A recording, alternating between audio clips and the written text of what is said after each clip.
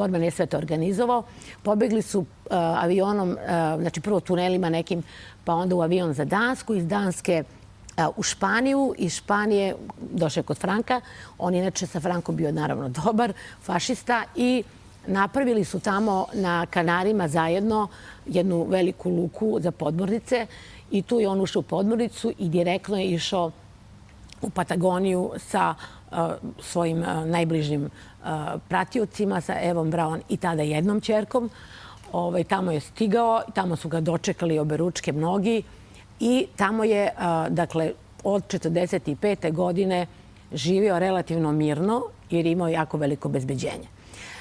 Što se tiče ljudi koji su ga u stvari pratili, najvažnija dva svedoka su upravo ta dvojica. Jedan koji je bio bodyguard, on se zove Pablo Gloknik, a drugo koji je bio doktor, Otto Lachmann.